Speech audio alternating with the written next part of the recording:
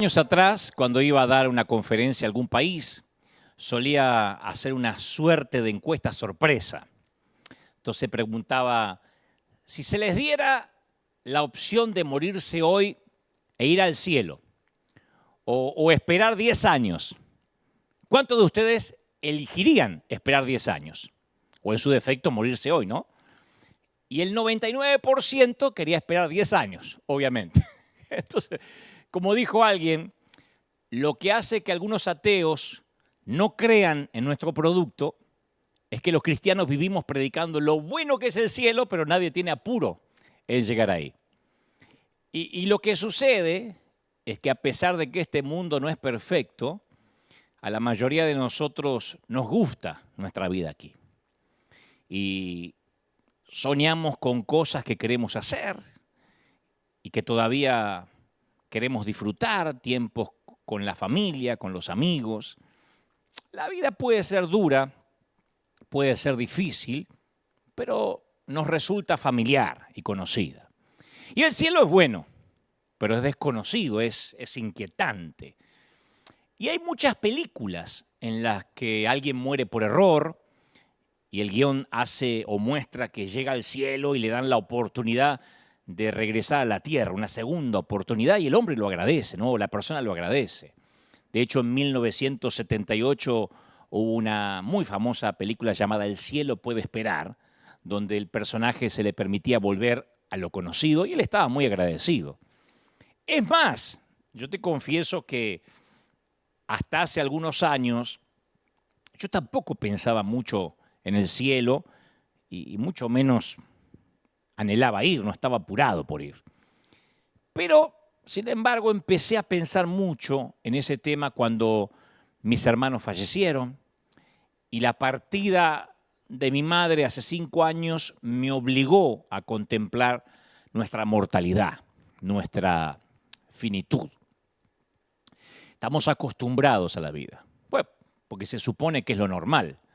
Como dice un querido autor, ¿por qué Dios habría de darnos un compañero en la vida para luego llevárselo? ¿Por qué Dios llenaría una cuna para luego vaciarla? Dormir solo en una cama para dos, movernos por la casa en medio de un aplastante silencio y el resto del mundo sigue girando, sigue adelante, pero nosotros sentimos que no podemos. Nosotros que sí conservamos el aire, que no nos tocó morir, no sabemos cómo hacer para seguir respirando. Pero antes de avanzar, antes de transmitirte lo que creo Dios puso en mi corazón para decirte, yo quiero dejarte claro que no voy a llenarte de frases hechas, de clichés, tratando de subestimar tu dolor. Yo sé exactamente lo que demanda la transición de un duelo. Siempre relato que cuando me llegó la noticia de la muerte de mi madre, lo hizo nítidamente a mi entendimiento, pero mi corazón no lo aceptó de manera inmediata. Evidentemente necesitaba tiempo, ¿no? Y como dice el querido monje benedictino Mamerto Menapace, ambas realidades tienen ciclos diferentes. Ahí es cuando comienza una inmensa peregrinación que dicen que es la más larga del ser humano, pero tiene apenas 40 centímetros. Pero a veces se gasta la vida entera sin concluirla. La distancia que va desde la cabeza al corazón, unos 40 centímetros. Del saber a aceptar. Del conocimiento al sentimiento profundo. Por eso cuando nos enteramos de una muerte cercana, a veces el llanto no aflora en el momento mismo del shock. Viene después, en su momento justo, ¿no? Cuando el corazón tiene el suficiente sosiego como para comprender, como para aceptar. Cuando la presión de un acontecimiento es demasiado grande, uno necesita válvulas de escape que permitan que las emociones vuelvan a su cauce normal. Y dicen por ahí que las alegrías cuando se comparten se agrandan, se multiplican. Por eso uno quiere compartir todo lo que tenga que ver con felicidad. Y en cambio con las penas es al revés. al compartirlas se achican, se dividen por la mitad mínimamente. Tal vez lo que sucede es que al compartir el dolor, lo que se dilata es el corazón. Y un corazón dilatado está mejor capacitado, mejor defendido para que las penas no lastimen por dentro. Y hoy pretendo, aunque sea torpemente, en un intento torpe, tratar de compartir tu dolor para que tu corazón encuentre, antes que termine este mensaje, ese sosiego anhelado. Este querido monje que te mencioné recién, Menapace, que por cierto es muy querido en la Iglesia Católica Argentina, suele contar que en la memoria monástica hay una antigua anécdota que da vuelta hace años, que en algunos monasterios los hermanos mueren reconfortados y en otros monasterios mueren intoxicados. Y esto último suele suceder donde se le tiene miedo a la muerte. Y la explicación es muy sencilla. En el primer tipo de monasterios, cuando un monje entra en su etapa terminal, sus hermanos se le acercan y lo animan, recordándole que hemos venido preparándonos para esto, que desde que nacimos sabíamos que nos íbamos a ir. Le explican que la muerte, bueno, o le recuerdan, ¿no?, que la muerte es el fin lógico que esperamos o que esperan los cristianos. Que hay que tener valor, afrontarlo como algo importante. En cambio, en el segundo tipo de monasterios, la sensibilidad lleva a todos a querer colaborar, aliviar el dolor, ¿no? Ayudar a suprimir los dolores del trance. Entonces cada uno trae su consejo y su receta infalible. No, hermano, toma este jarabe que a mí me hizo muy bien. Prueba este té de hierbas que te va a hacer muy bien. Toma este brebaje total, no se pierde nada con que lo tomes. Y resultado, ambos mueren por igual, excepto que uno lo hace consolado espiritualmente y el otro intoxicado físicamente. Por supuesto que la anécdota es una ironía, pero refleja cómo en ocasiones los seres humanos solemos luchar contra lo inevitable.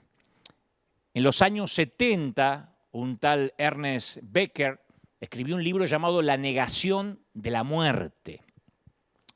Y su tesis era que los seres humanos acomodamos nuestra vida en torno a ignorar, a evitar o reprimir el hecho más irrefutable del mundo, que todos vamos a morir. Y él explicaba en el libro que el deseo de negar la muerte es la razón de nuestra adicción al trabajo, a la aprobación de la gente, a la obsesión por la seguridad. Y este libro se publicó allá por el año 1974 con un gran éxito. Y ese año Becker ganó el premio Pulitzer y se hizo famoso, ¿no? Que es el premio más alto que se da en la literatura. Y ese año también se enteró que tenía cáncer.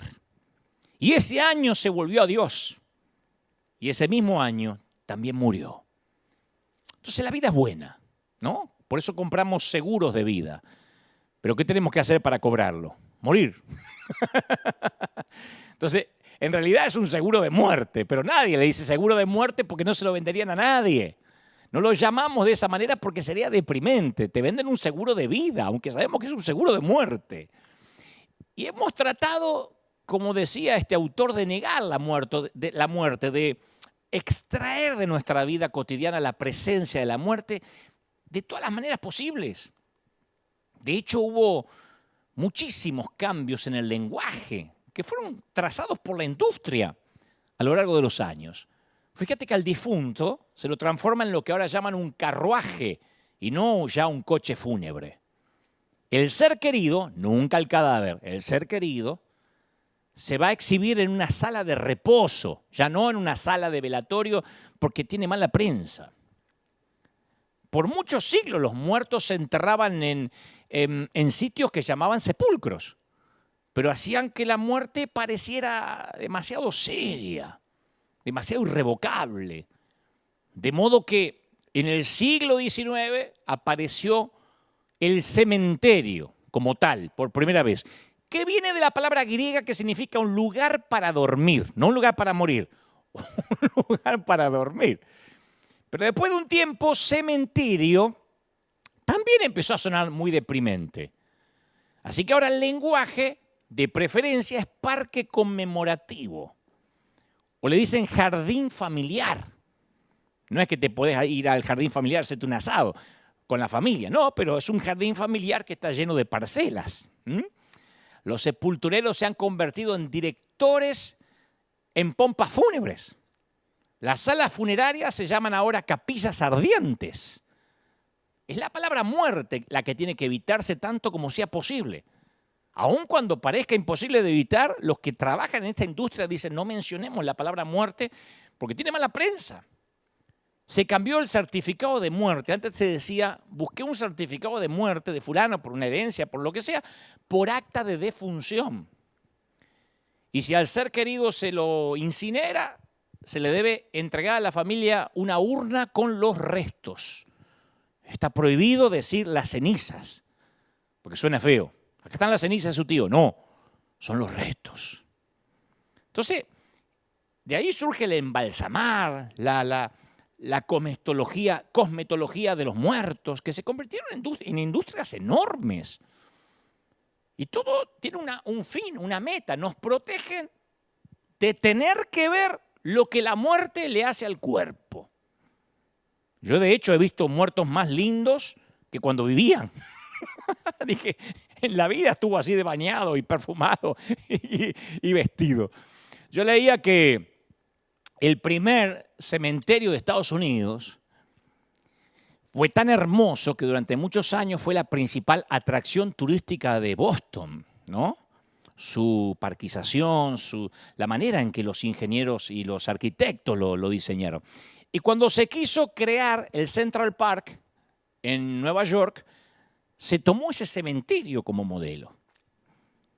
Y los arquitectos dijeron, ¿por qué no copiar todo el paisaje, pero sin las tumbas?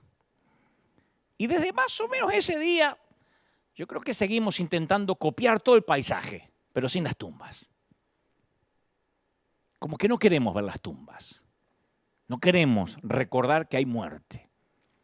Y en alguna época, si haces memoria, se le decía a los niños que a los bebés los traía la cigüeña, ¿no? En Argentina se decía que nacía en un repollo, que es una suerte de vegetal y que ahí estaba el niño dentro. Cualquier cosa para no explicar lo que había que explicar. Pero, aunque éramos niños y se nos decía que una cigüeña nos había traído, se nos invitaba a acercarnos al ataúd para despedirnos de un ser querido, de la abuela, del abuelo. Nos decía, mira, está muerto, dale un beso. Ahora, hoy en día, ya nadie le dice a los hijos que nacieron de una cigüeña. Ahora se proporciona mucha información biológica acerca de cómo llegan los bebés al mundo, porque eso aconsejan los pediatras, los psicólogos, pero se les sigue diciendo que el abuelo está descansando en un jardín con flores, que está en un parque conmemorativo durmiendo.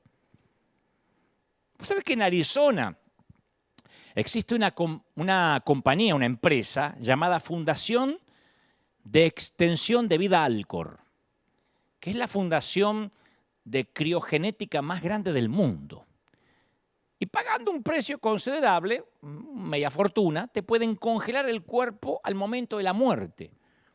Te llenan la sangre de anticoagulantes y luego te almacenarán en una cápsula de nitrógeno líquido que se congelará a una temperatura de 195 grados bajo cero hasta que puedan recalentarte como una pizza. Y la tecnología médica avanzada quizás pueda curar la enfermedad que te haya matado. Y hay gente que lo paga.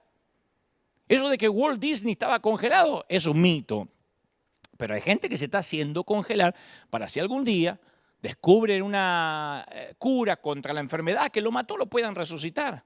Y si no te gusta pasar frío una vez que estás muerto, una compañía ofrece eternidad en una cajita. Pueden googlearlo.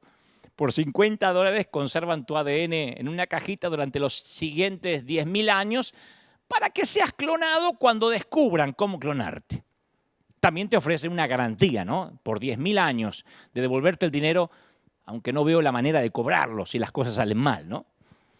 Así que tratamos de eludir la muerte de maneras más sutiles. No sé si llegamos al punto de querer congelarnos, pero sí vamos a gimnasios, usamos cremas para la piel, técnicas quirúrgicas, dermatólogos, cinturones gástricos, dietas, medicamentos, vida libre de suegras, suegras free. Y cuando alguien muere, oímos a muchos cristianos decime si no lo escuchaste, en cualquier funeral cristiano, está en un lugar mejor, está mejor que nosotros. Pero antes de morir, esos mismos cristianos tratan con toda su fuerza de orar para que no se vaya a ese lugar mejor. Queremos que se la aguante acá con el resto. Después que se fue a un lugar mejor. ¿Y entonces por qué hacíamos cadena de oración para que no se vaya a un lugar mejor? Tratamos de retener a nuestros muertos a fuerza de cadenas de oración. ¿Y sabes cuál es la ironía? Es que le oramos al mismo Dios al que creemos cuando dijo que el cielo es un lugar 1000 veces mejor que acá. Y eso es porque seguimos tratando a la muerte como la peor palabra obscena. No dudo que haya algún comentario ya por ahí, que no lo puedo leer ahora, que diga, te estás tomando muy en chiste la muerte, porque le tenemos miedo y repugnancia. Vos fíjate que en lugar de decir simplemente se murió, introducimos un surtido interminable de eufemismos. Pasó a mejor vida. Y cada tío que va llegando va agregando una frase distinta, como si tuvieran la obligación de ser poéticos con la muerte. Se fue a casa. No se fue a casa, dice la otra. Se nos adelantó, porque para ahí vamos todos. Te da ganas de decirle, ¿por qué no te vas, tía, ya? Ahora por fin descansa, duerme en paz. Hay una página de internet que enumera 200 maneras de decir muerte sin decir muerte. Yo me acuerdo que cuando yo era niño, cuando yo era chiquito, las personas morían en casa. El cuerpo se ponía en exhibición en la sala del comedor. Quitaban la mesa y ponían el cuerpo, el ataúd. Y la gente llegaba a llorar y a hacer luto por su pérdida, pero nadie pretendía que no hubiera ocurrido una muerte. Pero cada vez nos incomoda más. Entonces empezamos a retocar toda la experiencia, los despachamos de esta vida en corredores de hospital blancos, esterilizados, sacándolos de la casa, sacándolos de lo familiar, porque no quiero que me quede ese recuerdo. Y la mayoría de nosotros hace todo lo posible para evitar que nuestros ojos vean la realidad de la muerte. Pero yo tengo que decirte esto de parte del corazón del Señor, la muerte es el gran nivelador de los poderosos y los humildes. La muerte no tiene favoritos. La muerte no hace tratos con nadie. No le importa si eres Messi o un desocupado. El campesino y el ejecutivo viven a la sombra de la muerte.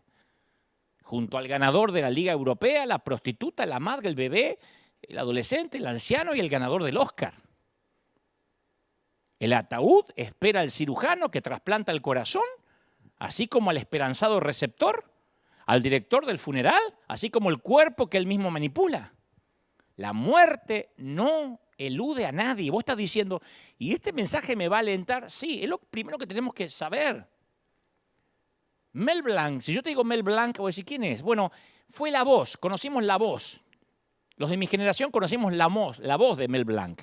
Fue la voz de la mayoría de los personajes de los dibujitos animados de los Looney Tunes. Porky, Bugs Bunny, Lucas. Él hacía la mayoría de las voces en la Warner Bros.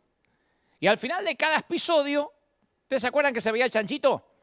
Porky que aparecía siempre al final con la misma frase. ¿Esto todo, amigos? Porque era tartamudo Porky. ¿Esto todo, amigos? Y hace unos años, Mel Blanc murió.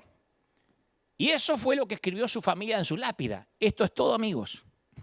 Porque Mel Blanc no creía que hubiera algo más allá de la tumba. Vaya sorpresa que se llevó, ¿no? Pero la naturaleza trata la muerte como un acontecimiento normal. Hasta los animales presienten cuando se van a morir. Solo nosotros los humanos reaccionamos con sorpresa, con elaboración, como si no pudiéramos acostumbrarnos al hecho. Vestimos a nuestros cadáveres en ropa nueva, pensamos qué corbata le va a quedar bien para embalsamarlo en el mejor de los casos o enterrarlo en ataúdes herméticos y criptas de hormigón para tratar de frenar la descomposición natural. Y esto data de siglos atrás. El Imperio Romano ordenaba que ningún cuerpo fuera enterrado o cremado dentro de la ciudad de Roma. A los muertos se los consideraba con pavor. Y tenían una ciudad propia para los muertos, la necrópolis. Necrópolis o ciudad de los muertos. Y el terror y el temor los separaba de los vivos. Esto cambiaría drásticamente con la resurrección de Jesús. Cuando Jesús resucita, los cementerios se instalaron o empezaron a instalarse en los predios de las iglesias. Antes no. De hecho, algunos santos fueron enterrados debajo del suelo de la iglesia a fin de que, en un sentido metafórico y casi literal, los vivos y los muertos se reunieran para la adoración. El cambio fue asombroso porque reflejaba una diferencia profunda entre la vieja actitud pagana y la nueva actitud cristiana con respecto a los muertos. A partir de Jesús, los muertos dejaron de asustar a los vivos y los dos grupos coexistieron en los mismos lugares. Ahora vos te preguntás, ¿por qué las personas pasaron tan rápidamente de la antigua repugnancia a la nueva familiaridad? Debido a su fe en la resurrección. Debido a que Cristo mostró que resucitó, pero por alguna razón corren los años, nos olvidamos y volvemos a sentir aquella repugnancia y miedo por la muerte. Y oponemos una obstinada, torpe resistencia a ceder ante esa poderosa experiencia de la vida. ¿Y sabe lo que más me sorprendió durante esta pandemia? Y yo estoy seguro que mucha gente del otro lado va a pensar lo mismo.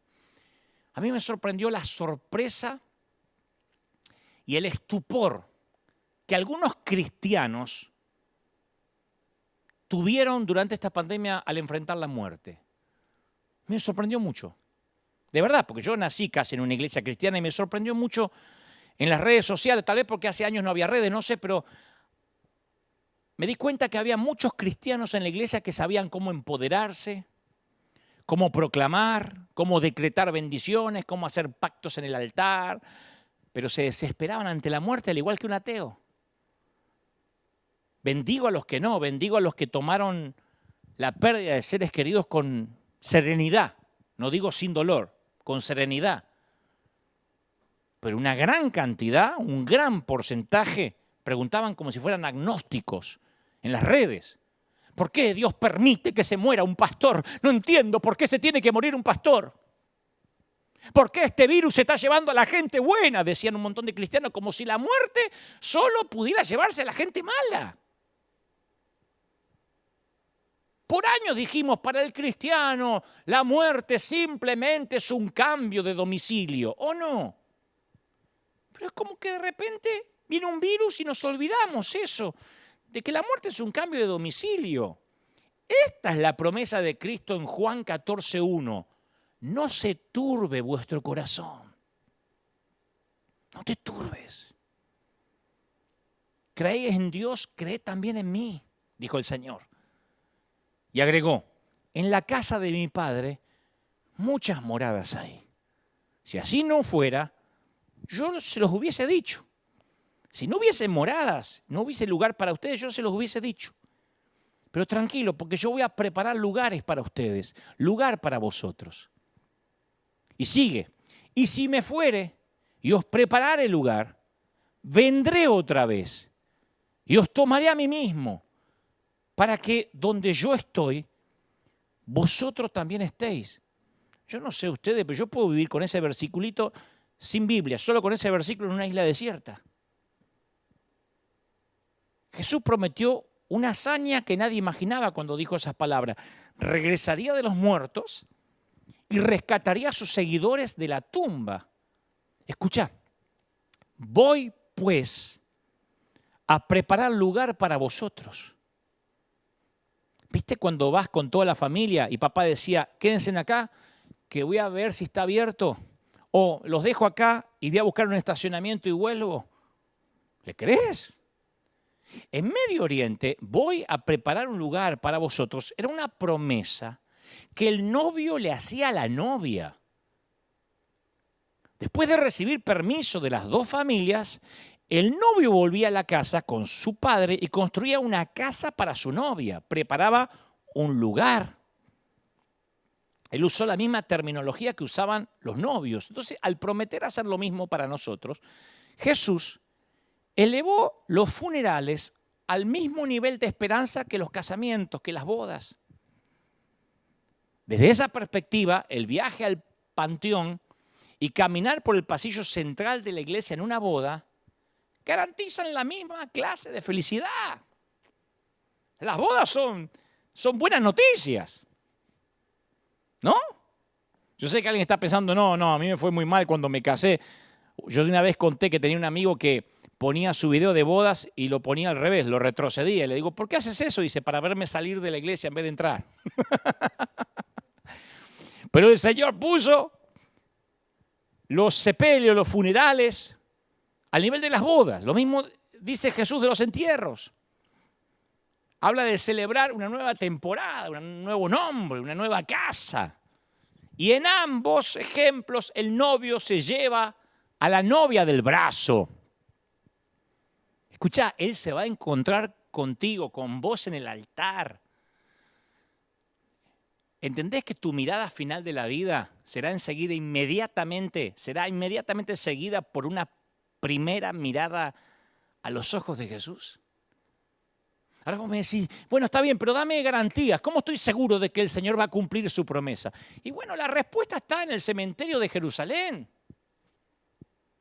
Si vas a Israel y a Jerusalén, no vas a encontrar ningún cuerpo, no hay resto, no hay ceniza, no hay huesos. Si la tumba de Jesús estuvo vacía siempre, entonces significa que su promesa no lo está. Su promesa es real. Vos sabés que esta historia me fascina. Una tribu de indígenas vivía cerca de un río, ¿no? De un gran río. Y surgió una peste. Del otro lado del río había un sanatorio que ninguno de los nativos quería cruzar porque ellos creían que el río estaba repleto de espíritus malignos, ¿no? Un mito, una leyenda. Y estaba el misionero cristiano ahí que no sabía cómo hacer para quitarles el miedo al agua. Tenían que cruzar para ir al sanatorio, de otro modo se iban a morir. Entonces el misionero lo que hace es, le dice, muchachos, miren, y metió la mano en el agua para que ellos perdieran el miedo. Metió la mano hasta el codo, pero ellos todavía tenían miedo. Entonces el misionero dice, tengo que hacer algo más. Se mojó la cara. Y los nativos todavía tenían miedo. Es un truco, pensaron. El misionero no sabe qué hacer y prueba una tercera cosa, que es meterse en el río hasta la cintura. Caminaba por el río con el agua hasta la cintura, pero no los convenció. Entonces el misionero lo que hizo fue sumergirse por completo y salió del otro lado. Y ahí le creyeron. Y ahí cruzaron el río y se hicieron atender en el sanatorio. Jesús resucitó a la hija de Jairo que acababa de morir en la cama. ¿Se acuerdan cuando le dijo, no molestes al maestro, se acaba de morir? O sea, metafóricamente metió la mano en el agua de la muerte. La gente no le creyó. Luego resucita al hijo de la viuda de Naín, que estaba dentro de un ataúd. Ya habían hecho el funeral, el velorio. O sea, en términos metafóricos, se mojó la cara en ese mismo río. La gente no creyó. Resucitó a Lázaro, que llevaba 4 días muerto, que sus hermanas dicen, está pútrido, huele. O sea, metió medio cuerpo en el mundo de las tumbas. No le creyeron hasta que él mismo no salió vivo del otro lado. Así somos. Y aún viendo a Jesús salir vivo del otro lado, le tenemos temor a la muerte. Mirá cómo el apóstol Pablo reduce la lógica a una sola frase en 1 Corintios 15, 23. Dice, pero cada uno resucitará en su debido orden. Cristo, las primicias, luego los que son de Cristo en su venida. Vos sabés que Pablo les estaba escribiendo esto a los creyentes de Corinto, que eran personas que habían sido educadas bajo la filosofía griega. Y se ve que lo estaban convenciendo de que los cadáveres no pueden resucitar. Ni el de ellos, ni el de Cristo, por más Mesías que sea. Entonces el apóstol Pablo, con la misma insistencia de un abogado en los argumentos finales, repasó los hechos. En 1 Corintios 15:4 es maravilloso cómo se relata. Dice Pablo, a ver, Jesús resucitó el tercer día. Se le apareció a Cefas, o sea, a Pedro, ¿no? Y después los 12. Después a más de 500 hermanos a la vez. 500. Y Jacobo. Y después a todos los apóstoles. Y al último de todos me apareció a mí. Pablo estaba diciendo, gente, hagan una fila con los testigos. ¿Tienen dudas? Llamen uno por uno. Que cada persona que vio al Cristo resucitado lo diga acá. Caso cerrado. Pablo dijo, hay más de 500 testigos que están dispuestos a hablar. ¿Ve la lógica de Pablo? Si una persona dice que tuvo un encuentro con el Cristo resucitado después de la cruz, bueno, capaz que, viste, le dio mucho al Malbec mendocino, viste, capaz que está hablando estupideces. Ya si 12 personas ofrecen declaraciones, bueno, considéralo histeria de grupo, viste, capaz que, viste, uno dice una cosa, otro la repite, pero 50 gente, 50 personas, 100, 300. Cuando el testimonio se extiende a cientos, la incredulidad se convierte en creencia, ¿o no? Pablo conocía no a unos pocos, sino a cientos de testigos oculares que vieron a Jesús, lo vieron físicamente. No es que habían visto un fantasma o experimentaron una epifanía. No. ¿Viste que a los costados de la tumba, de un ataúd, se dan elogios que incluyen frases como Él va a seguir vivo para siempre en mi corazón? Bueno, los seguidores de Jesús no estaban diciendo eso. Ellos vieron a Jesús en la carne. Por eso no hay que temer a la muerte, porque nuestro último momento no es el peor. La creencia griega estaba errada. 500 testigos dejaron un testimonio que todavía resuena. No hay peligro en la muerte. Escuchá, no hay peligro en la muerte. Lo diré otra vez, no hay peligro en la muerte. Tenemos que morir con fe, con dignidad, enteros, serenos. Tenemos que permitir que la resurrección penetre en nuestro corazón y defina la manera en que miramos a la tumba. Jesús nos otorga el valor para tomar el último tren a casa. Aun cuando yo pase, dice el Salmo 23:4, dice David, aun cuando yo pase por el valle de la muerte, cuando lo atraviese, no cuando me quede a vivir, no cuando muera ahí, cuando lo atraviese, no temeré, porque tú estás a mi lado. Claro, la idea de enfrentarse a lo desconocido es lo que asusta, ¿no? Así que, con la Biblia como nuestra guía, vamos a intentar en lo que queda del mensaje de sacar a la muerte de esa oscuridad aterradora, ¿no? De una vez por todas. Vamos a perder el respeto, ese respeto que no debimos haberle tenido nunca, teniendo a Jesús. Fíjate que la Biblia no teme hablar de la muerte y la llama por lo que es. Palabras como morir, muerte, cientos de veces aparecen en la Biblia. Y yo creo que el versículo más bello de la Biblia en cuanto a la muerte de la gente de Dios, claro, está en el Salmo 116:15. Dice, es dulcísimo. Yo lo solía usar en los funerales, en las despedidas de la gente en la última estación de la vida. Al Señor le conmueve profundamente, le conmueve la muerte de sus amados. No dice que le pone triste, le conmueve, como nos conmovemos ante un nacimiento. El escritor a los Hebreos en el capítulo 9 y el versículo 27 lo resume sin rodeos. Dice, cada persona está destinada a morir una sola vez y después viene el juicio.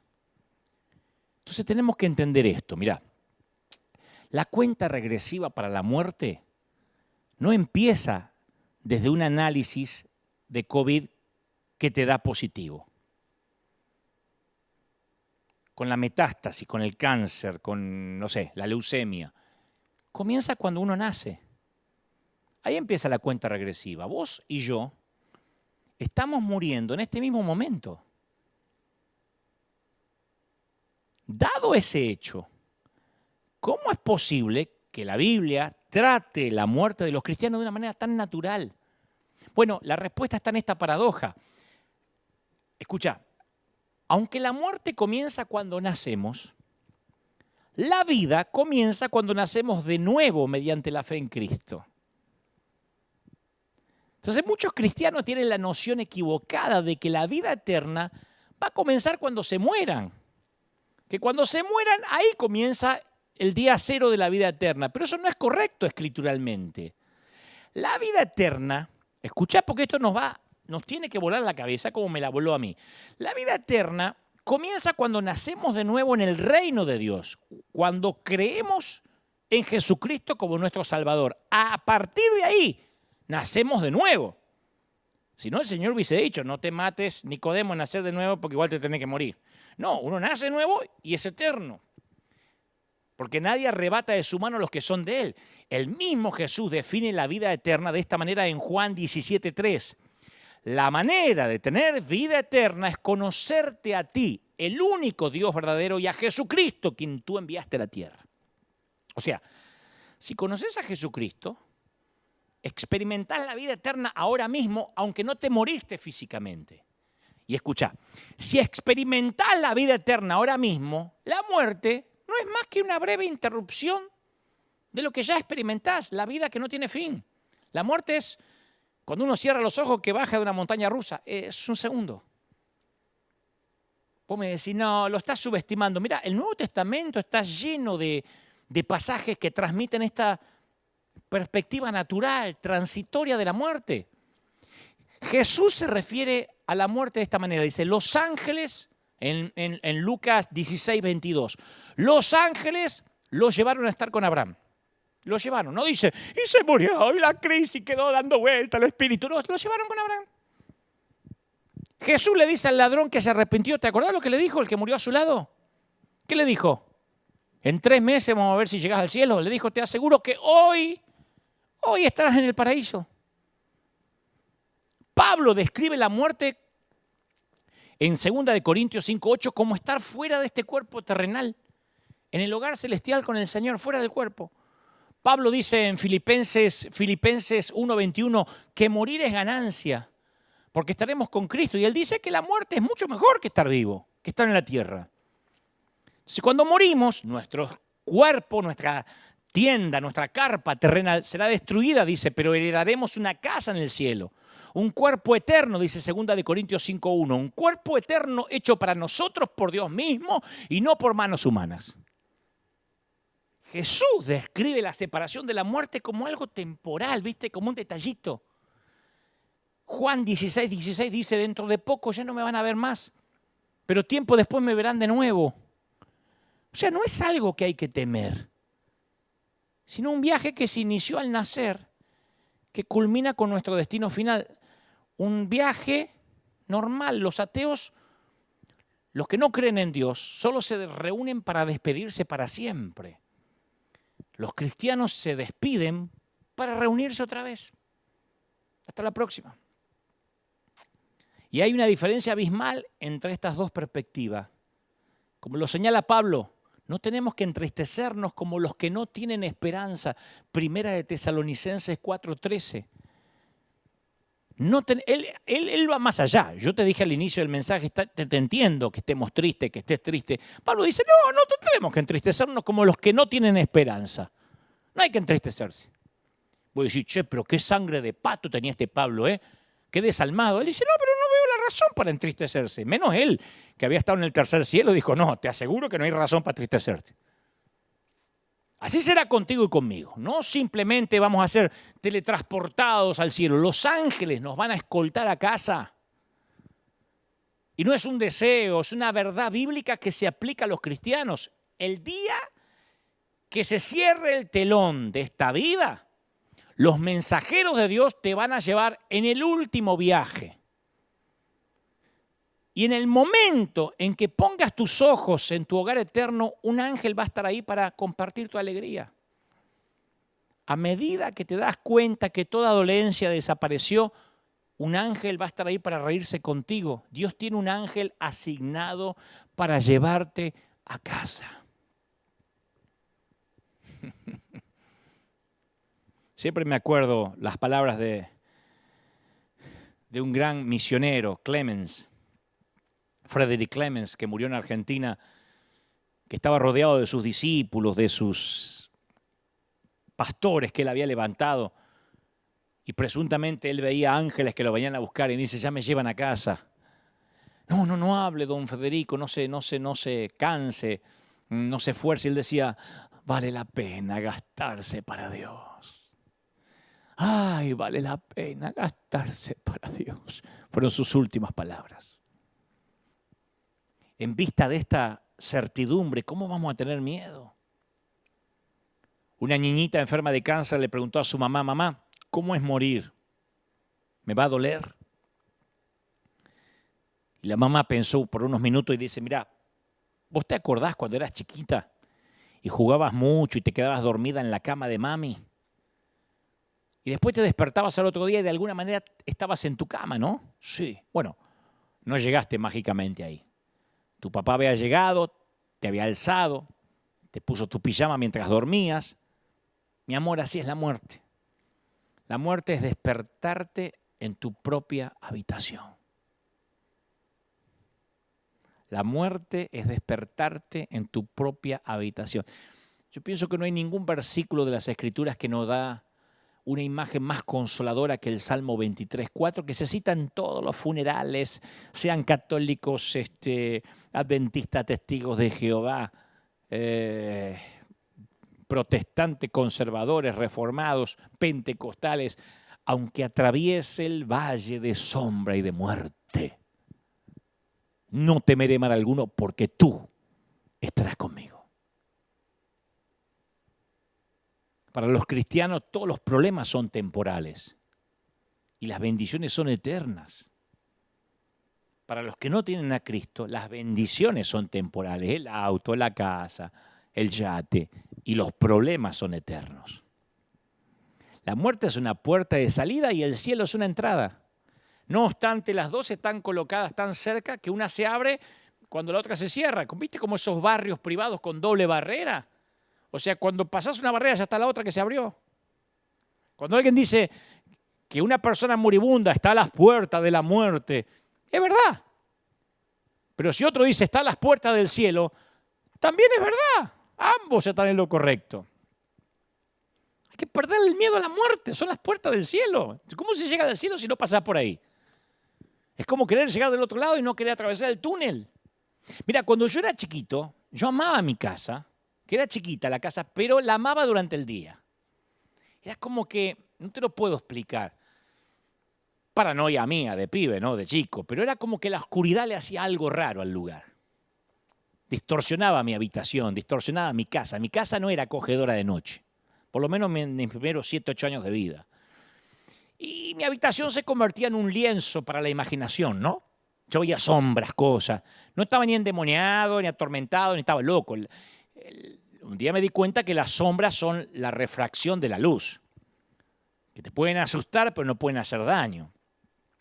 Y había un predicador que conducía a casa después del funeral de su esposa y él y sus hijitos estaban agobiados por el dolor dentro del auto. Y en lo que buscaba este papá consuelo, palabras de consuelo para sus hijos, los pasa por el costado un gran camión y la sombra cubre el auto. Y el pastor le dijo a los hijos, hijos, ¿qué preferirían que les pasara por encima, un camión o la sombra del camión? Y los chicos dicen, la sombra. La sombra no te hace ningún daño. Y el papá dice, bueno, hace 2000 años el camión le pasó por encima a Jesús para que hoy solo su sombra nos pase por encima. Y esta explicación para niños sirve para nosotros los adultos. Para el cristiano, la muerte no es más que una sombra. Ya no es ni la sustancia de nuestro temor, es un oscurecimiento momentáneo de la luz. ¿Viste? Cuando dice, ¡uy, se cortó la luz! Y no alcanzaste a buscar las velas y se volvió a prender. ¿Pasó eso alguna vez? Eso es. La promesa de Jesús para cada creyente es, dado que yo vivo, ustedes también vivirán. No podemos estar como cristianos poniendo, ¿qué pasa? ¿Cómo puede ser que la pandemia se está llevando gente, pastores? Y sí, es doloroso, pero no es raro. El Salmo 139, 12 dice, ni siquiera en la oscuridad puedo esconderme de ti, Señor. Para ti la noche es tan brillante como el día. La oscuridad y la luz son lo mismo para ti. Bueno, eso nos tiene que alentar. Todos tenemos que enfrentarlo. Quisiera decirte otra cosa, pero en una vida marcada por citas con el doctor, cita con el dentista, citas con tu novia, hay una cita que ninguno puede eludir, la cita con la muerte. Víctor Frank hace referencia a una parábola llamada Muerte en Teherán. Está fascinante, es un cuento corto, Muerte en Teherán, que yo lo aprendí, me lo contaron cuando era adolescente, en la que un sirviente corre hacia su poderoso y adinerado amo, gritando que acaba de encontrarse con la muerte, la cual lo amenazó.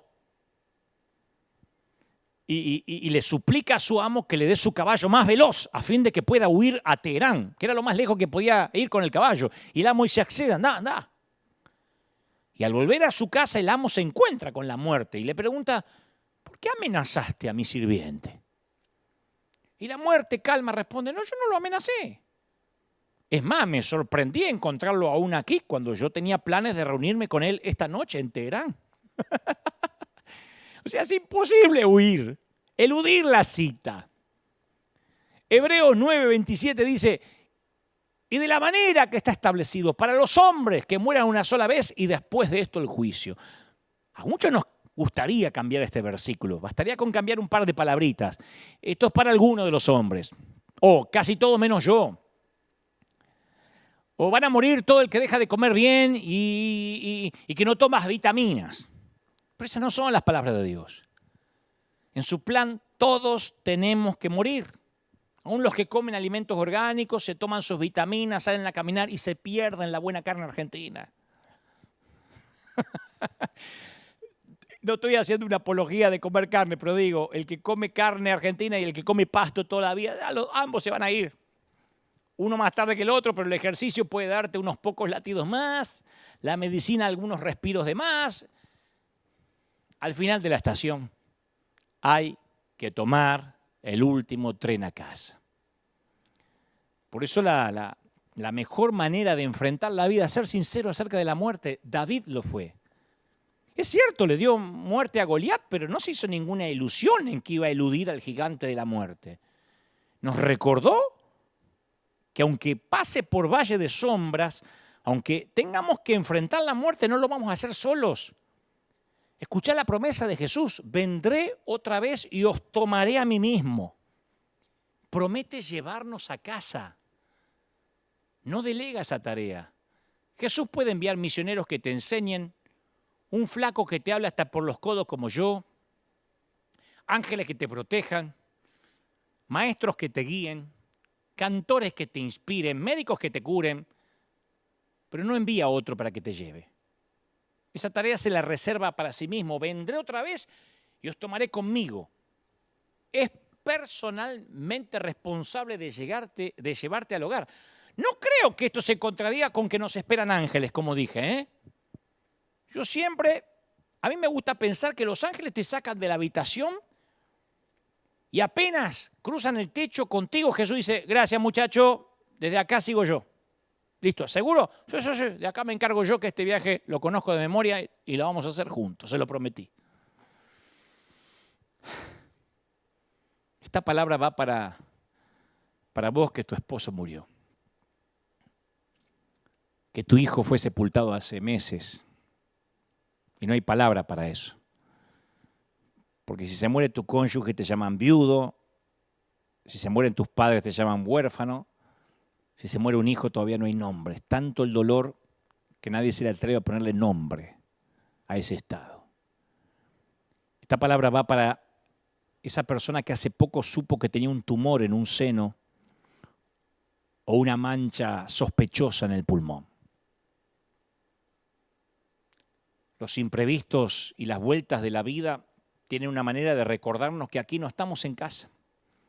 Hay un himno viejo que dice: no puede el mundo ser mi hogar, no puede el mundo ser mi hogar. En gloria tengo mi mansión, no puede el mundo ser mi hogar. Lo he cantado hasta el hartazgo toda mi niñez. Por eso no logramos familiarizarnos con el lenguaje de la enfermedad, de la muerte, porque este no puede ser tu hogar. Y está bueno eso. Porque Eclesiastés 3:11 dice que Dios puso eternidad en el corazón de los hombres. Le puso el gen de la eternidad. ¿Viste cómo algunos tienen el gen de la creatividad, el gen de organizar cosas? Bueno, todos tenemos el gen de la eternidad. No somos como los animales que decimos me comen los gusanos. No, todos tenemos la nostalgia por el cielo. Es la única carga que se nos permite llevar. La nostalgia por el cielo. Por eso en lo profundo de tu corazón sabes que no estás en casa. Ahora nadie cuelga cuadros ni le pone plantas en el autobús. No ponemos un dormitorio, una cama de 2 plazas en la estación del tren. No decoramos ni empapelamos el asiento del avión por más que sean 12 horas de vuelo. Escucha, la más grande calamidad no es sentirte lejos de tu casa cuando lo estás, sino sentirte como en tu casa cuando no lo estás. ¿Querés que te repita la frase? Así lo googlean. No lo googlean, ¿cómo es? Lo tuitean. La más grande calamidad no es sentirte lejos de tu casa cuando lo estás, sino sentirte como en tu casa cuando no lo estás. La casa de Dios es tu hogar. Salmo 23:6, en la casa de Jehová moraré por largos días. Esta casa en la que vivís no es la última, te vas a mudar. A pesar de que yo no me mudo más, te vas a mudar. Estanislao Marino, un gran cantante, cantaba: me voy a mudar, hermano, me voy a mudar. Me voy a mudar, hermano, me voy a mudar. Yo se lo copié al coro, lo cantábamos cuando éramos jóvenes. Ya viene Cristo en una nube. Y no me acuerdo cómo se llama, pero era así muy salsero, ¿sabes? Azúcar, me voy a mudar, hermano, yo me voy a mudar. Y yo lo cantaba por años. Y nunca me olvidé de la canción. No, vamos a mudar. Los cumpleaños nos recuerdan eso. Yo ahora estoy más cerca de la muerte que de la infancia. Yo estoy más cerca de la muerte que de la infancia. Estoy más cerca de la tumba que de la cuna. Yo sé que parezco más joven, pero tengo 52 años ahora mismo. Y para mi edad se usa un lindo término. Dicen la mediana edad. Claro, es acertado si es que voy a vivir 100 años. Si no, no es la mediana edad. Yo siento la sombra de la muerte que ya se mueve con sigilo hacia mí, ¿no? Y eventualmente vendrán problemas dentales, mal funcionamiento intestinal, deterioro muscular, colon irritable, inestabilidad emocional, ¿qué más? Lapso de la memoria, pérdida de audición, visión, problema de la próstata, reducción de la función de las extremidades, fallas coronarias y dientes en un vaso. Con la excepción de esos detallitos, voy hasta 10 puntos. Eso, ¿sabe cómo se llama? Envejecer. Y no es divertido. No es divertido. Aunque Arjona le ponga señor de las 4 décadas, no es divertido. Ni 4, ni 5, ni 6 décadas ya. No importa que te cante Arjona. Son las páginas iniciales del capítulo final. Y te llegan los sutiles mensajes de la mortalidad. Yo me acuerdo el primer día que me trataron de usted. En Argentina todo el mundo te tutea. Todo el mundo, si te ven jóvenes te tutean. Vas al mercado, sí, algo más flaco, te doy más, ¿qué más vas a llevar? En otros países te tratan de usted aunque tengas 18 años. En Argentina, cuando en un mercado te dicen algo más, señor, te liquidaron. Yo me acuerdo que estaba con las baguettes, con el pan así, me dijo, ¿se va a llevar algo más, señor? Y no escuché más nada. Dije, ¿por qué, señor? Si yo en el espejito retrovisor me veo bien. Los sutiles avisos de que nos vamos a morir cuando tenemos que alejar algo para leerlo. ¿Ah? Cuando nuestra ropa está más encaminada a tapar que a mostrar. Cuando aparecen los tubitos de medicamento en la mesa de luz. ¿Te acordás que a tus 20 años estaban en la farmacia y ni sabía lo que eran? A los 30 ya llegaban a la heladera, a la nevera. A los 40 van en el cajoncito de abajo de la mesa de luz. Ya después de los 60 los tenés que poner arriba con cartelito al lado del despertador porque si no lo encontrás te olvidás de tomarlo.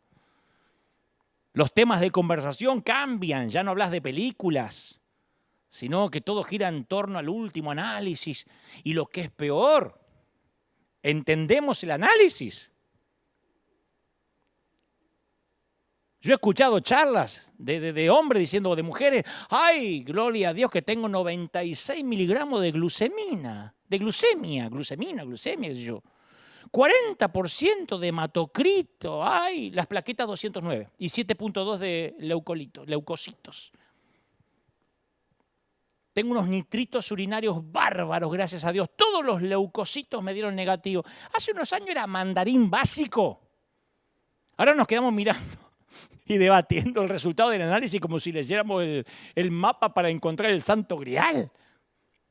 Y por la manera en que tratamos de evitar envejecer, uno podría pensar que podemos lograrlo, que podemos evadir la muerte, escaparnos a Teherán. Pintamos el cuerpo, preservamos el cuerpo, protegemos el cuerpo y hacemos bien porque los cuerpos son un regalo de Dios. Tenemos que ser responsables, pero hay que ser realistas también.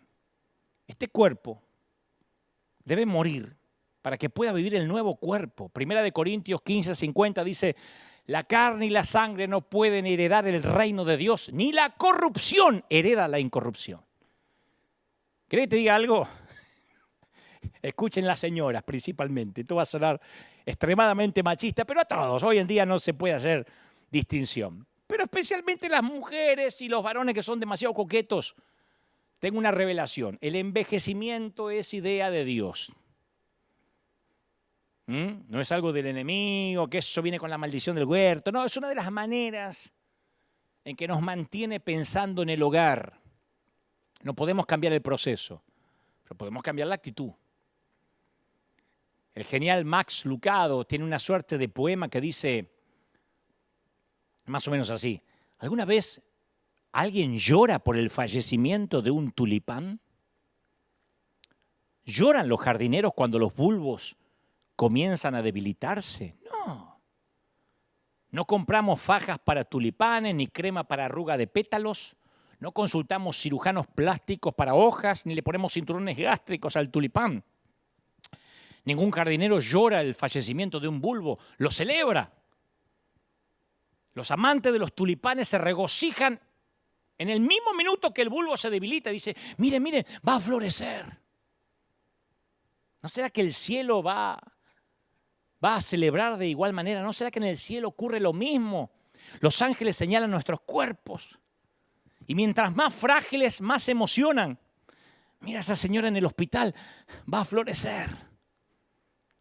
Mira, ese hombre enfermo del corazón vendrá a casa pronto.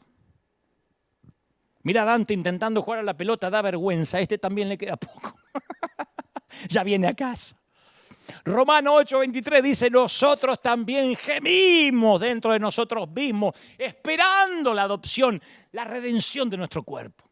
Pablo lo describe como el cuerpo de la humillación nuestra, en Filipenses 3:21, el cuerpo de la humillación nuestra. Hay otras versiones que dicen nuestro humilde cuerpo, estos cuerpos mortales, nuestros cuerpos simples. Y vos podrías añadir tu propio adjetivo. Mi cuerpo canceroso. Mi cuerpo artrítico. Mi cuerpo con colesterol malo. Mi cuerpo diabético. Mi cuerpo con COVID. Mi cuerpo con problemas de tiroides. Mi cuerpo que engorda constantemente. Las palabras pueden ser diferentes, pero el mensaje es el mismo. Los cuerpos son débiles.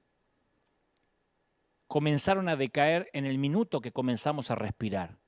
Y según Dios, eso es parte del plan. Cada arruga, cada fastidio es un paso más cerca del último paso.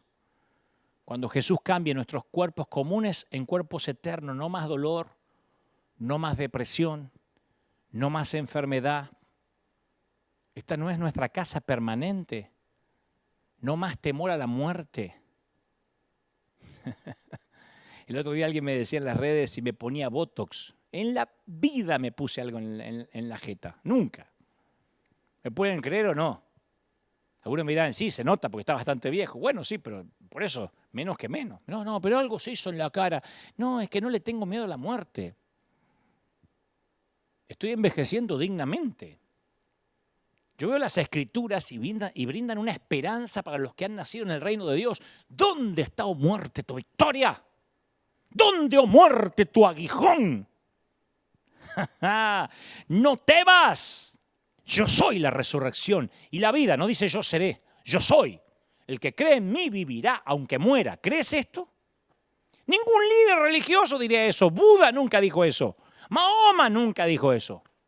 Confucio nunca dijo eso. Walter Mercado nunca dijo eso. Jesús lo dijo. Jesús insistió que no se le permitiera a la muerte que tuviera la última palabra. Se paró frente a la tumba de Lázaro y dijo, quiten la piedra. ¡Lázaro! Ven fuera. Y Lázaro se levantó. Hay una historia de dos hombres en un museo que ven una pintura de un partido de ajedrez. Dos ajedrecistas, ¿no? Y un personaje en la pintura tenía aspecto de hombre, normal. Y el otro se parecía al diablo, a como por lo general se suele imaginar al diablo, ¿no? Y al hombre le quedaba su última pieza por mover. Y el título del cuadro era Jaque Mate. Y hay uno de los dos hombres que está en el museo que observaba la pintura, era un campeón internacional de ajedrez.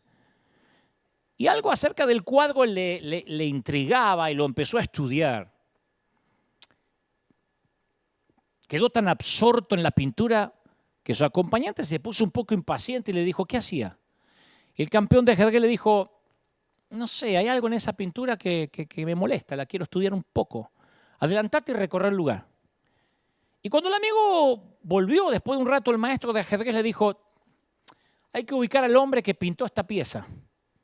Tenemos que decirle o que cambie el cuadro o que cambie el título, porque hay algo errado en la pintura. Yo soy un campeón internacional de ajedrez. Y su amigo le preguntó, ¿y qué tiene de malo la pintura? Y el hombre le dijo, se titula Jaque Mate. El título está equivocado. Por lo que veo, al rey todavía le queda una jugada.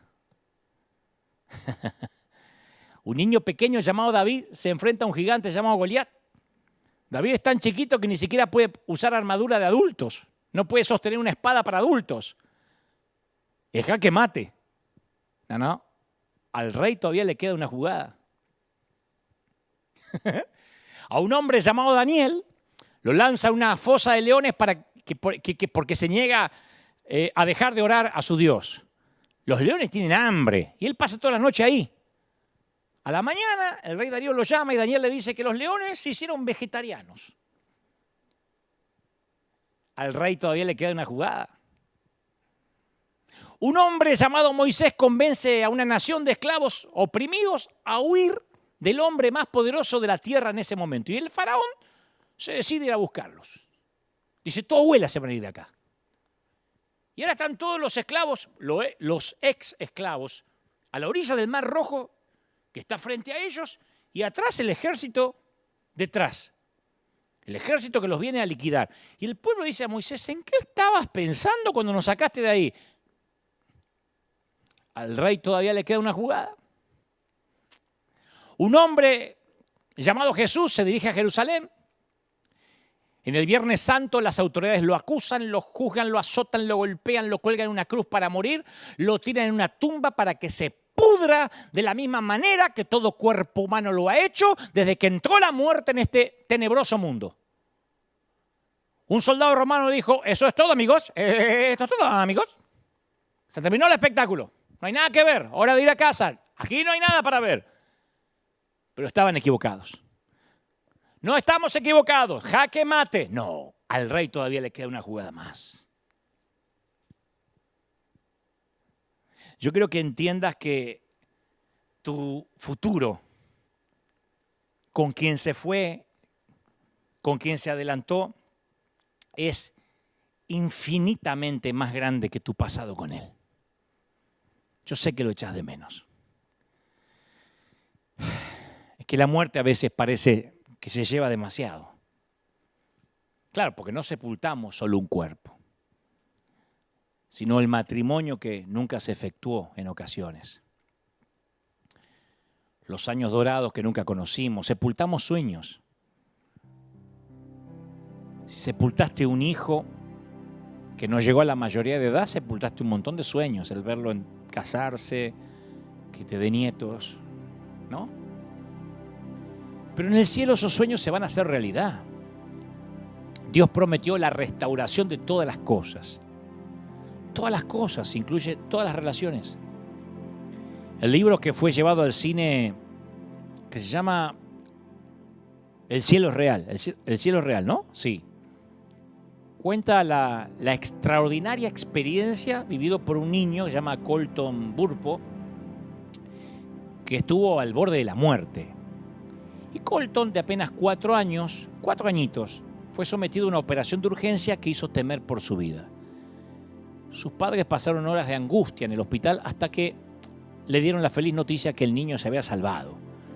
Y posteriormente, de forma totalmente espontánea, natural, Colton empezó a hablar de lo que aconteció mientras su cuerpo estaba en la mesa de operaciones. Y lo que hace creíble esta historia es que el nene de 4 años le dice a su mamá: mami, en tu barriga murió un bebé, ¿no? Una bebé. Los padres nunca le habían mencionado al niño esa pérdida, nunca, porque era demasiado chiquito como para procesar esa información. Y la madre se choqueó, quedó emocionada, visiblemente. Le dice: ¿quién te contó que murió un bebé en mi barriga? Ella me lo dijo. Ella me dijo que había muerto en tu barriga. Pero está bien, mami. Ella se encuentra bien. Dios adoptó a mi hermanita. La mamá le dice: ¿quieres decir que Jesús la adoptó? No, mami. Lo hizo su papá.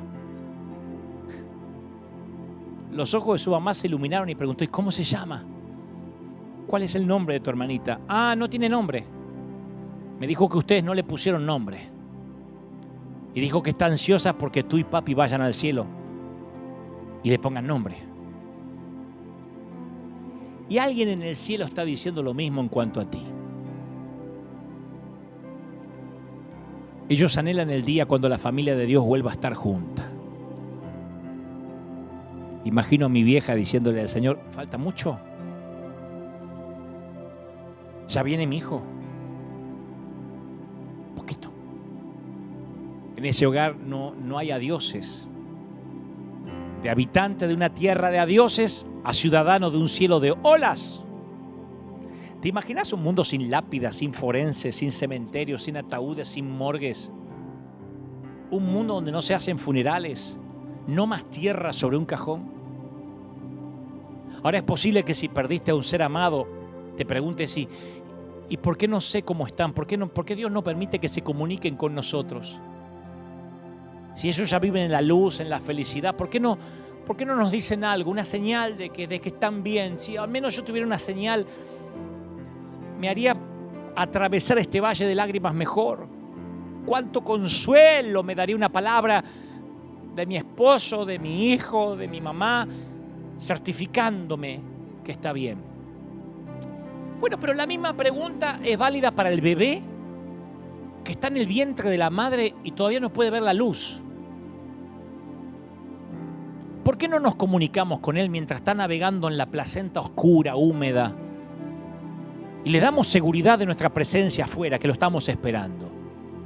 ¿Por qué no le damos al bebé que está en la placenta la seguridad de la luz en la que vivimos y que él pronto la va a compartir? Sí, lo hacemos. Le hablamos a la panza. Le ponemos música. y tratamos de encontrar algún tipo de belleza en esa rara foto que nos dan en la ecografía. Pero el bebé todavía no está capacitado para entendernos. Y tal vez nos pase lo mismo, hay demasiada luz en el cielo que nosotros no podemos comprender. Por eso la pregunta tal vez no sea, ¿hay vida en el más allá? No, sí que la hay. Esa no es la pregunta. Por el momento, la única pregunta verdadera respecto al futuro es, ¿hay vida en el ahora? ¿Esto que vivo vale la pena? ¿Esto es verdadera vida? ¿Tengo ganas de irme a casa? Como dijo una vez, a tu historia le falta el mejor capítulo, a tu concierto le espera la mejor canción. La primera vez que yo fui a ver una obra de teatro en Broadway, en Manhattan, antes de ir alguien me dijo, acordate, Dante, que lo más importante de la obra siempre es el final, ¿eh? No te vas a levantar antes de que termine porque Broadway pone todo en el final. Justo antes que se baje el telón, presta atención al final. Y sí, saben que tienen que pegar acá. ¡Pah! Y uno tiene que salir de ver Lion King, Los Miserables, Mary Poppins. El gran cierre. Todo el presupuesto está en el cierre. En el opening y el cierre. Y Él organizó un gran cierre de telón para tu vida. Él te espera en casa. Pronto vas a estar en casa. Está más cerca de casa de lo que piensas. Así que yo no sé qué tan lejos estés hoy de tu estación final. Pero te puedo dar un consejo que no me estás pidiendo. Cuando veas tu vagón, despedite, subí con una sonrisa, no lleves maletas, viaja liviano. Y andate sin degradarte, sin deterioro, sin corromperte, como una persona consciente del viaje que va a hacer. A los que se quedan, no retengamos a quienes les llegó el último vagón, el último tren, si es que realmente creemos que van a un lugar mejor. Porque después es hipócrita decir, se fue a un lugar mejor. Si era mejor, dejémoslos de retenerlo aquí. Suéltalo. Bueno, al menos así como yo planifico tomar mi último tren. O sea que cuando llegue a la penumbra de mi atardecer, yo quiero enfrentar la muerte entero y vivo. Ya lo decidí. No sé de qué voy a morir. Quiero pelear con sabiduría, sabiendo de que la batalla es posible mientras que haya equivalencia, ¿no? Mientras que haya equivalencia, yo no soy de entregarme rápido, de rendirme. Pero apenas sepa que las reglas de juego dejaron de ser parejas, yo no quiero aferrarme torpemente a una balsa y estar ahí pendiente de un montón de cañitos y respiradores. Vos decís, no, porque no lo has vivido. No, yo ya lo decidí. Yo quiero decir basta con estoicismo. En mi caso, yo detesto dar lástima. Y me habré ido cuando me tenga que ir, cuando Dios lo haya decidido, habiendo comido una porción grande de la vida.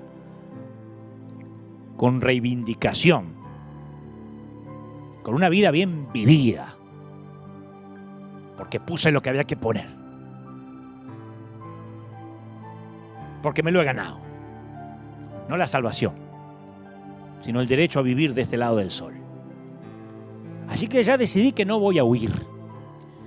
Voy a llegar vivo a mi muerte. Quiero soltar a quienes amé y también quiero soltarme. Y quiero irme, si puedo, levantando el pulgar y guiñando un ojo, si la mente me lo permite, ¿no? Si no estoy senil para olvidar lo que era guiñar un ojo. Como se van aquellos cristianos que han estado realmente vivos. Y aunque la mayoría llore mi muerte y haga resúmenes de mi corta vida, yo tomaré mi último tren pensando, al rey todavía le queda una jugada.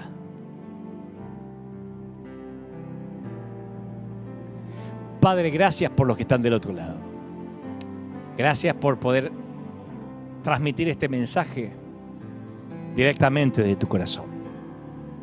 A los que sufren, a los familiares de los que ya se fueron, a los seres amados cuyo dolor parece que no se va y les duele respirar. Oro para reconciliarnos con la muerte, porque tú ya lo has hecho, solo tenemos que aceptarlo. Oro para que todo temor se vaya, todo miedo, para que haya relax. Alguien tiene que pegar en las paredes del baño, del botiquín, de la cocina, donde pases más tiempo, papelitos con un solo versículo que diga: aunque ande en valle de sombra y de muerte, no temeré. Y de la muerte para abajo no tenerle miedo a nadie. Porque no tenemos miedo, porque, señores, de eso estamos hechos los cristianos, de no tener miedo. Somos pilotos de tormenta. ¿Dónde está, muerte, tu aguijón? ¿Dónde, o sepulcro, tu victoria? Y cuando alguien no le tiene miedo a la muerte, literalmente es indestructible. Te animas a creerle cosas grandes al Señor. No estoy hablando en contra de la prudencia, porque yo tampoco salgo desnudo en un día de invierno o meto los dedos en el enchufe. Pero Dios sabe que nunca tuve miedo a contagiarme. Pero no porque digo, no me voy a contagiar. Porque si me contagio, ya vi que es lo peor. Irme con el Señor. Y si toda la vida prediqué que es un lugar mejor, sería un hipócrita si cuando me toca ir a ese lugar mejor, quiero aferrarme a una balsa ridícula llamada vida. Hace unos 5 años partió mi mamá con el Señor y al día siguiente yo tenía que grabar 10 programas de televisión, un programa que se emitía en la cadena Azteca en México, Dante Night Show. Y salí a grabar y a hacer mis monólogos y a entrevistar gente. No pude viajar a Argentina para despedirla. Sin embargo, alguien se me acercó y me dijo: Dante, tendrías que hacer tu duelo, eso no está bien. No está bien reprimir el dolor. Pero yo, a pesar de que la extrañaba, no me dolía. Porque escuché toda mi vida a mi vieja decir: cuando llegue allá, le voy a dar un abrazo a Jesús. Porque allá es hermoso, porque allá voy a ser joven y voy a poder bailar, que tu padre no me deja. Así que decidí honrar la oración de ella cuando yo era chico, que se pasaba horas diciendo: usa a este muchacho que se destape. Yo era el emporio de la timidez. Aún no sabía que tenía síndrome de Asperger. Pero ella oraba por ese nene casi autista, para que algún día se destape. Mi mamá estaba tan creída en lo que Dios había puesto en mí que decía: vos te vas a proponer lo que sea y lo vas a lograr, mi hijo. Hasta presidente podés ser si querés. Rey de España. Ella creía todo. Como yo, cuando el Señor la llama a tomarse su último tren, voy a bajar los brazos y me voy a rendir, o lo que es peor, voy a ser tan estúpido en preguntar: ¿por qué? ¿Cómo voy a impedir la graduación? ¿Cómo voy a impedirle que se vaya a casa? Si toda la vida hemos dicho: no puede el mundo ser mi hogar, en gloria tengo mi mansión, no puede el mundo ser mi hogar. No puede el mundo ser nuestro hogar. Sea cuando sea que nos vayamos a casa, oro para que nos vayamos en paz, serenos, estoicos.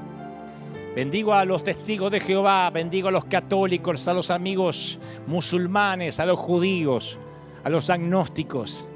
Bendigo a todos los adventistas, a los menonitas, a todos los que están viendo esta transmisión, porque todos indiscutiblemente nos vamos a casa. Bendigo a los que viven en Beverly Hills, en los barrios privados y en los cordones de emergencia, porque todos iremos absolutamente desnudos a la eternidad. Oro por los que nos vamos, que son todos, para que nos vayamos seguros de que una vez que nacemos de nuevo, somos eternos para con Él. Que Dios te bendiga, que Dios te guarde y Dios haya sanado tu corazón. Oro para que este mensaje haya traído sanidad. Felices de volver a esta casa momentánea el 27 de junio. Felices, River, porque están ahí, porque son fieles, porque siembran, porque sostienen la obra, porque nos ayudan a llegar a todo el mundo. Felices porque antes del último tren a casa todavía nos queda un par de estaciones por acá. Pero mientras tanto, tenga la edad que tenga, estaremos felices, firme como talón de oso, transmitiendo en este caso este humilde servidor, este humilde cartero, lo que creo Dios me dijo que te diga. Gracias por estar ahí, escuadrón de emergencia en combate contra las filas invasoras. Nos vemos, Dios mediante, la semana que viene en este mismo lugar, a la misma hora, en esta cita imperdible. Porque, señores, esto es iglesia. ¿Acaso existe otra manera? Chau, hasta la próxima.